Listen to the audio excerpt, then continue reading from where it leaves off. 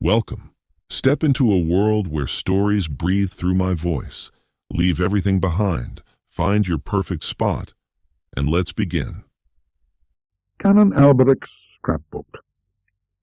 St. Bertrand de Comminges is a decayed town on the spurs of the Pyrenees, not very far from Toulouse, and still nearer to Bagnères-de-Luchon. It was the site for a bishopric until the Revolution, and has a cathedral, which is visited by a certain number of tourists.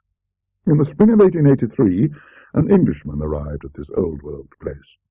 I can hardly dignify it with the name of city, for there are not 1,000 inhabitants. He was a Cambridge man who had come specially from Toulouse to see St. Bertrand's Church, and had left two friends, who were less keen archaeologists than himself, in their hotel at Toulouse, under promise to join him on the following morning. Half an hour at the church would satisfy them, and all three could then pursue their journey in the direction of Auch. But our Englishman had come early on the day in question, and proposed to himself to fill a notebook and to use several dozens of plates in the process of describing and photographing every corner of the wonderful church that dominates the little hill of Comminges. In order to carry out this design satisfactorily, it was necessary to monopolize the verger of the church for the day.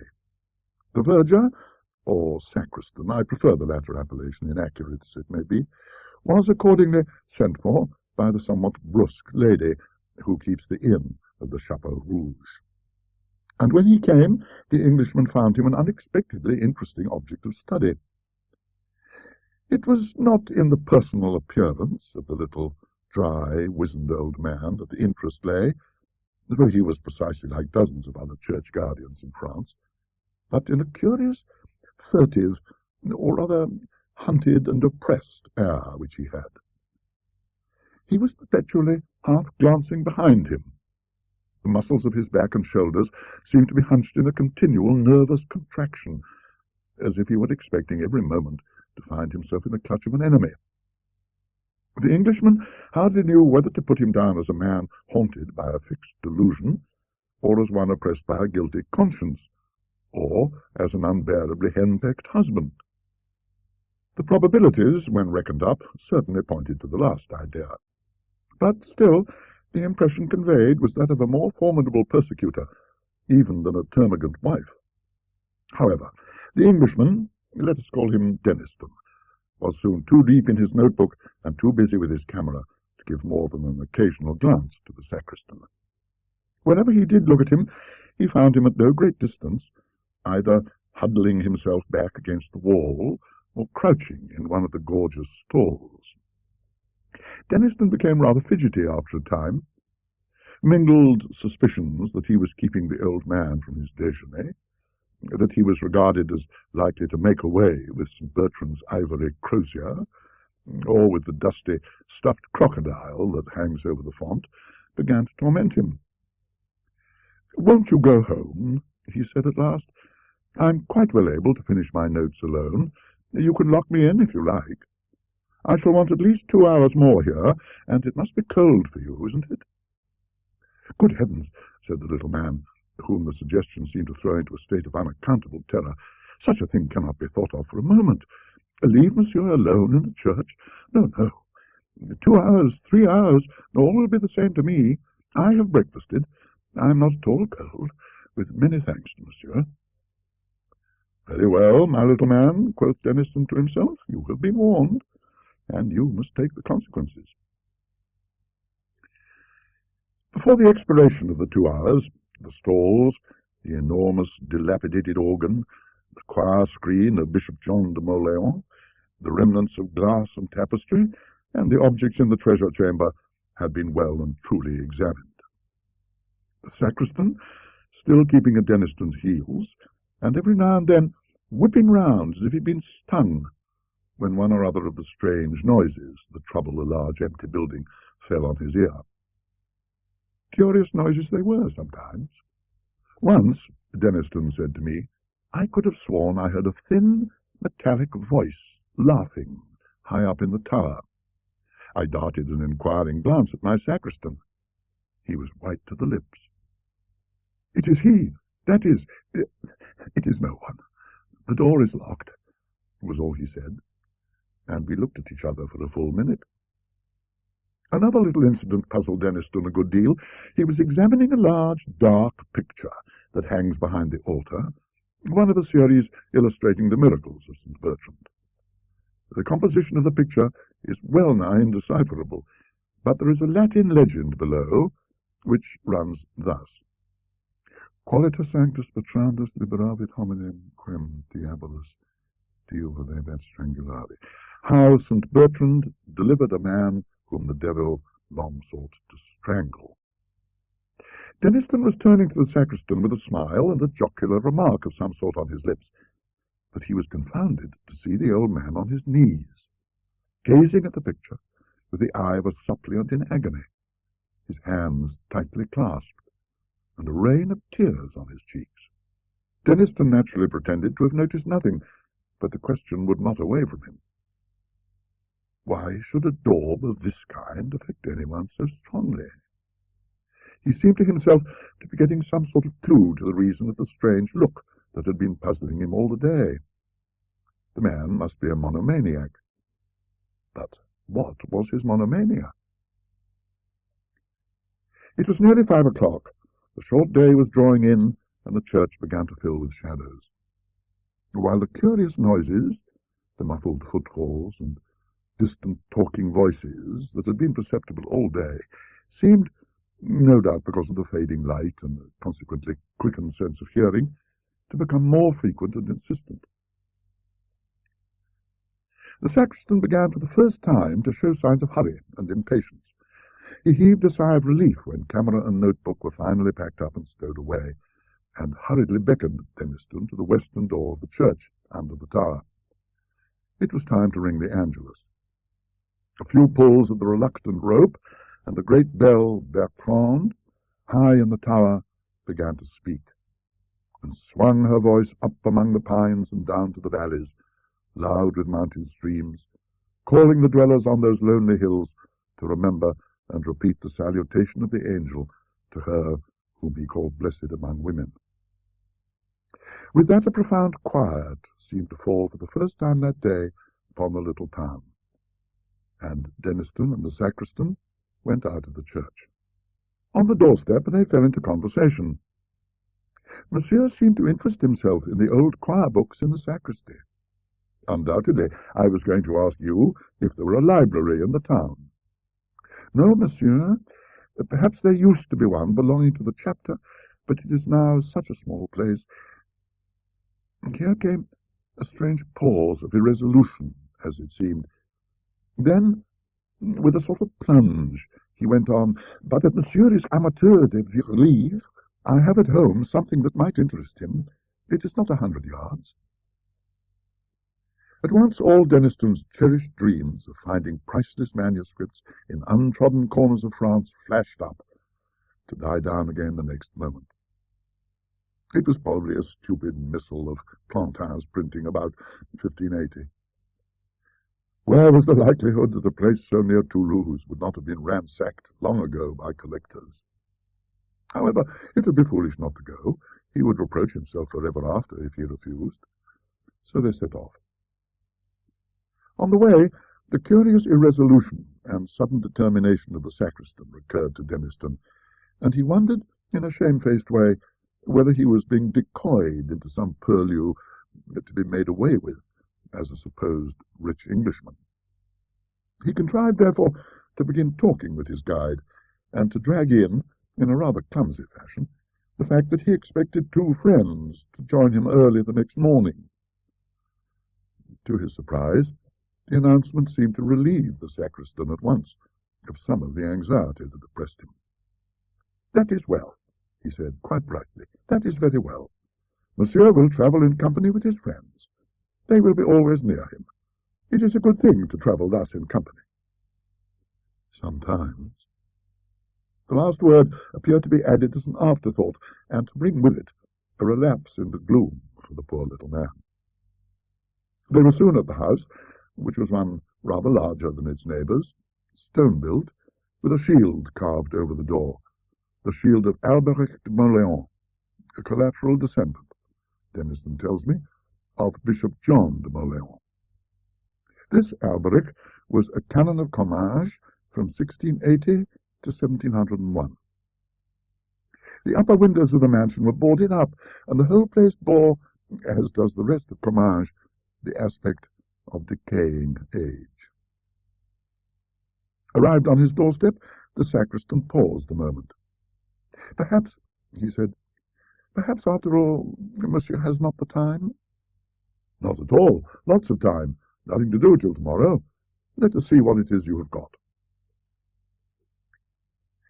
The door was opened at this point, and a face looked out, a face far younger than the sacristan's, but bearing something of the same distressing look. Only here it seemed to be the mark not so much of fear for personal safety as of acute anxiety on behalf of another. Plainly, the owner of the face was the sacristan's daughter, and but for the expression I have described, she was a handsome girl enough. She brightened up considerably on seeing her father accompanied by an able-bodied stranger. A few remarks passed between father and daughter, in which Denniston only caught these words, said by the sacristan, "He was laughing in the church," words which were answered only by a look of terror from the girl. But in another minute they were in the sitting-room of the house, a small, high chamber with a stone floor, full of moving shadows cast by a wood fire that flickered on a great hearth. Something of the character of an oratory was imparted to it by a tall crucifix, which reached almost to the ceiling on one side. The figure was painted of the natural colours, the cross was black.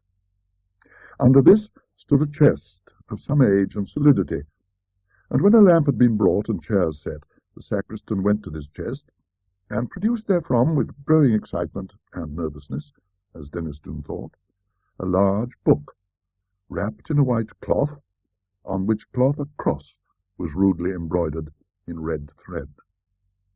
Even before the wrapping had been removed, Denniston began to be interested by the size and shape of the volume. Too large for a missal, he thought, and not the shape of an antiphona. Perhaps it may be something good after all. The next moment the book was open, and Denniston felt that he had at last lit upon something better than good. Before him lay a large folio, bound perhaps late in the 17th century, with the arms of Canon Alberic de Mauleon stamped in gold on the sides. There may have been 150 leaves of paper in the book, and on almost every one of them was fastened a leaf from an illuminated manuscript. Such a collection Denniston had hardly dreamed of in his wildest moments. There were 10 leaves from a copy of Genesis, illustrated with pictures, which could not be later than A.D. 700. Further on was a complete set of pictures from a Psalter, of English execution, of the very finest kind that the 13th century could produce. And, perhaps best of all, there were 20 leaves of uncial writing in Latin, which, as a few words seen here and there told him at once, must belong to some very early, unknown patristic treatise. Could it possibly be a fragment of the copy of Papias, On the Words of Our Lord, which was known to have existed as late as the 12th century at Nîmes?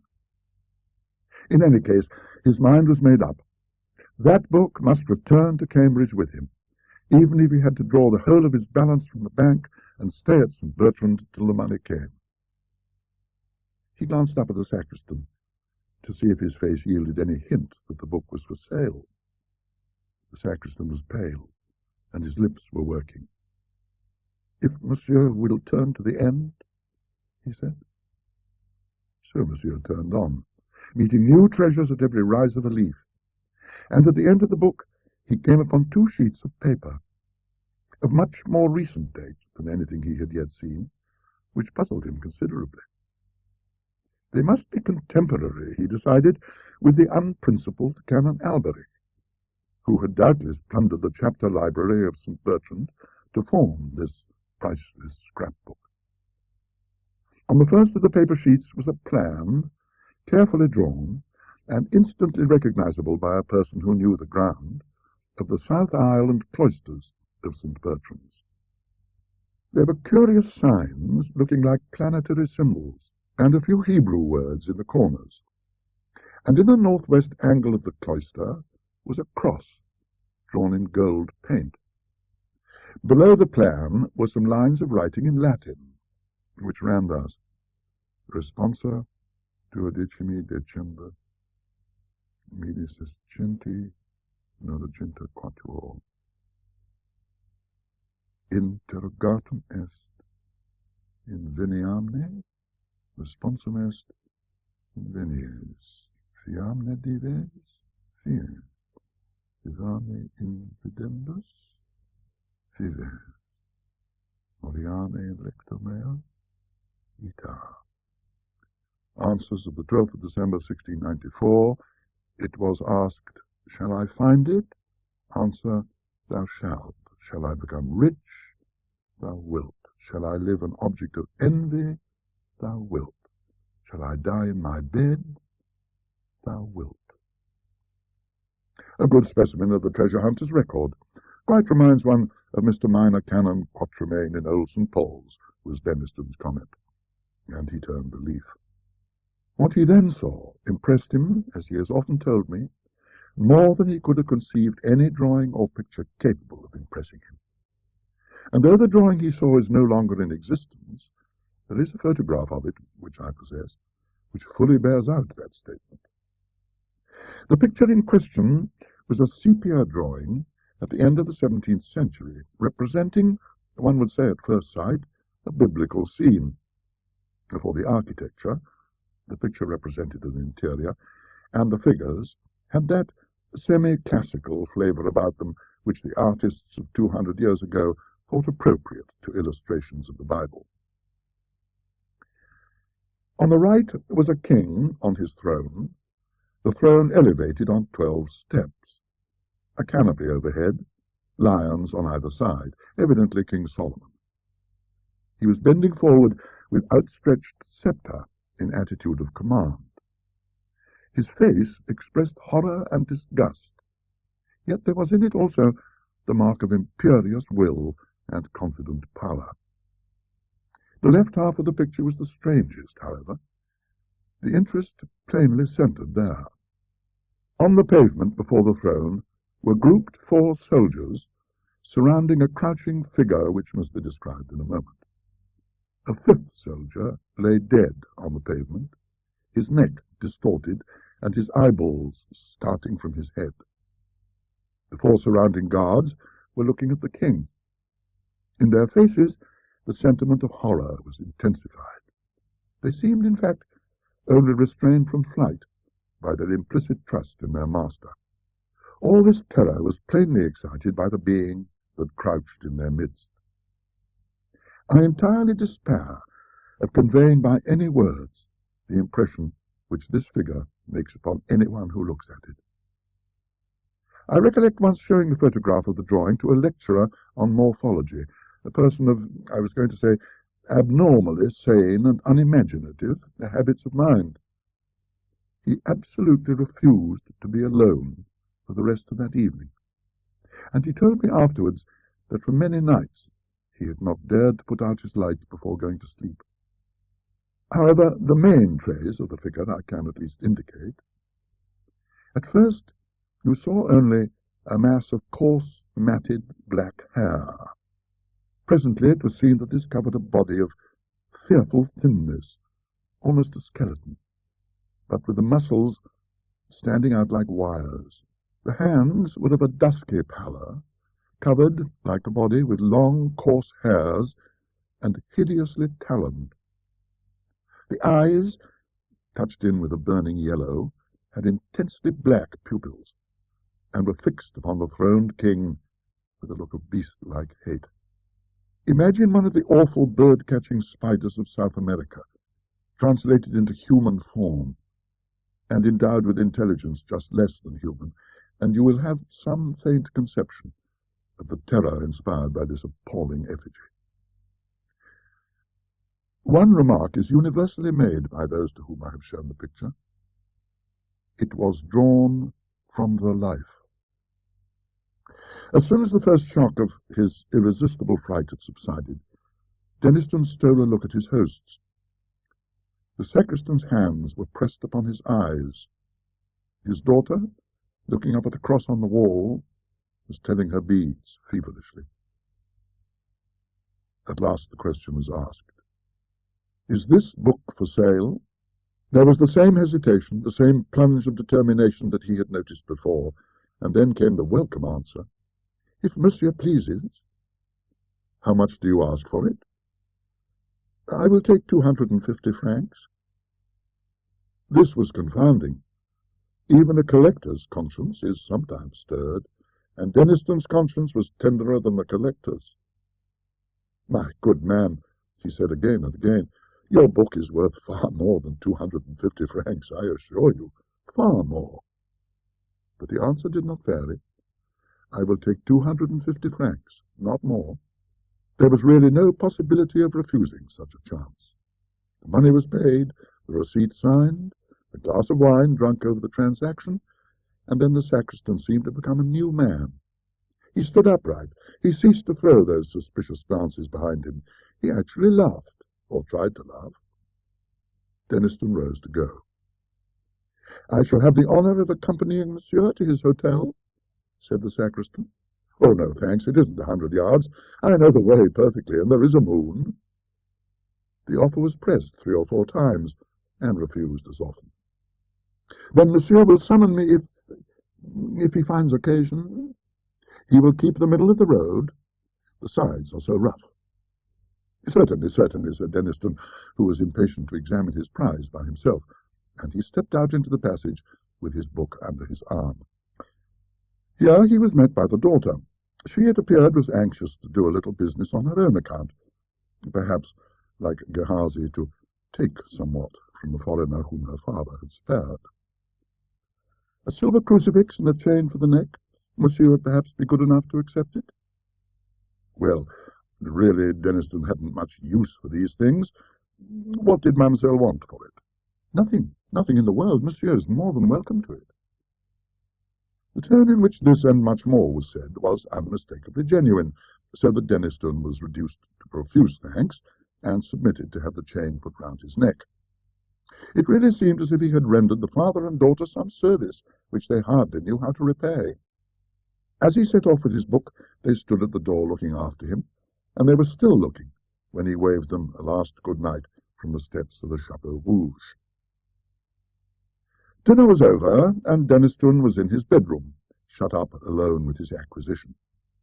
The landlady had manifested a particular interest in him, since he had told her that he had paid a visit to the sacristan and bought an old book from him.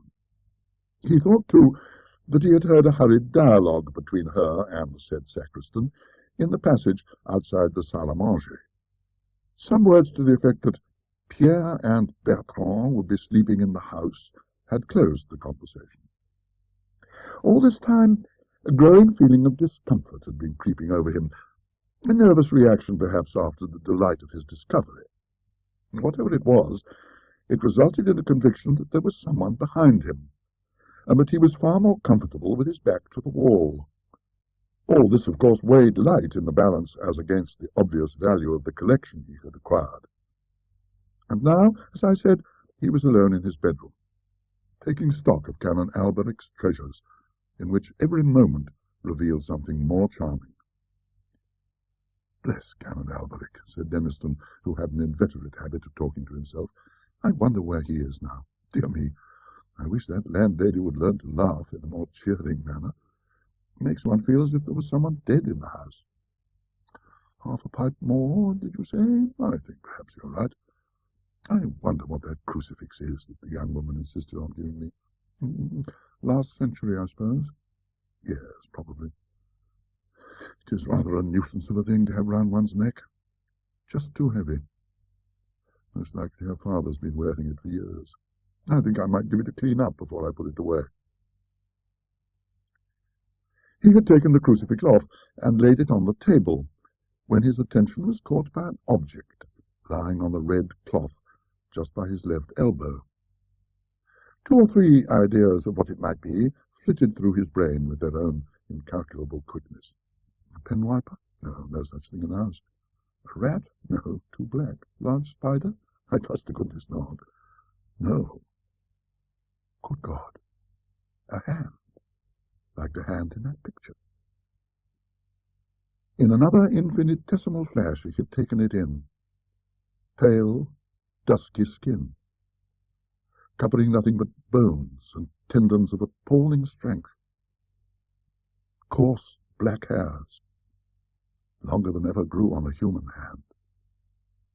Nails rising from the ends of the fingers and curving sharply down and forward. Grey, horny, and wrinkled. He flew out of his chair with deadly, inconceivable terror clutching at his heart. The shape, whose left hand rested on the table, was rising to a standing posture behind his seat, its right hand crooked above his scalp. There was black and tattered drapery about it. The coarse hair covered it as in the drawing. The lower jaw was thin. What can I call it? Shallow, like a beast's. Teeth showed behind the black lips. There was no nose. The eyes, of a fiery yellow, against which the pupils showed black and intense, and the exulting hate and thirst to destroy life which shone there were the most horrifying features in the whole vision. There was intelligence of a kind in them, intelligence beyond that of a beast, below that of a man. The feelings which this horror stirred in Denniston were the intensest physical fear and the most profound mental loathing. What did he do? What could he do? He has never been quite certain what words he said, but he knows that he spoke, that he grasped blindly at the silver crucifix, that he was conscious of a movement towards him on the part of the demon, and that he screamed with the voice of an animal in hideous pain. Pierre and Bertrand, the two sturdy little serving men who rushed in, saw nothing, but felt themselves thrust aside by something that passed out between them, and found Denniston in a swoon. They sat up with him that night, and his two friends were at St. Bertrand by 9 o'clock next morning. He himself, though still shaken and nervous, was almost himself by that time, and his story found credence with them, though not until they had seen the drawing and talked with the sacristan. Almost at dawn the little man had come to the inn on some pretence, and had listened with the deepest interest to the story retailed by the landlady. He showed no surprise. "It is he. It is he. I have seen him myself," was his only comment. And to all questionings but one reply was vouchsafed. "Deux fois je l'ai vu. 1000 fois je l'ai senti." He would tell them nothing of the provenance of the book, nor any details of his experiences. "I shall soon sleep, and my rest will be sweet. Why should you trouble me?" he said. We shall never know what he or Canon Alberic de Mauleon suffered. At the back of that fateful drawing were some lines of writing which may be supposed to throw light on the situation. Contradictio Salomonis cum demonio nocturna, Albericus de Mauleone delineavit. Deus in adiotorium qui habitat. Sancti Bertrande demoniorum effugator, intercede pro me miserimo. Primum vidi nocte, 12 December 1690, quatuor, luidibus mox ultimum, peccari et passus sum, plura ad hoc passuris, December 29, 1700. The Dispute of Solomon with the Demon of the Night, drawn by Alberic de Mauleon. Versicle, O Lord, make haste to help me. Psalm, Whoso dwelleth, 91.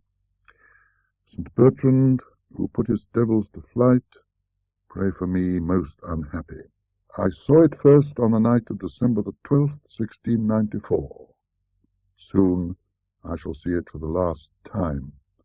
I have sinned and suffered, and have more to suffer yet. December the 29th, 1701. I have never quite understood what was Denniston's view of the events I have narrated. He quoted to me once a text from Ecclesiasticus. Some spirits there be that are created for vengeance, and in their fury lay on sore strokes. On another occasion he said, Isaiah was a very sensible man. Doesn't he say something about night monsters living in the ruins of Babylon? These things are rather beyond us at present. Another confidence of his impressed me rather, and I sympathized with it. We had been last year to Comminges to see Canon Alberic's tomb. It is a great marble erection with an effigy of the canon in a large wig and soutane, and an elaborate eulogy of his learning below. I saw Denniston talking for some time with the vicar of St. Bertram's, and as we drove away he said to me, I hope it isn't wrong. You know I'm a Presbyterian, but I believe there will be saying of Mass and singing of dirges for Alberic de Mauleon's rest. And then he added, with a touch of the northern British in his tone, I had no notion that they came so dear. The book is in the Wentworth collection at Cambridge. The drawing was photographed and then burnt by Denniston on the day when he left Comminges on the occasion of his first visit. I hope you felt every word of this journey, just as deeply as I felt telling it to you. If you want to stay part of the story, hit subscribe and ring the bell. Something even more captivating is already on its way. Until next time.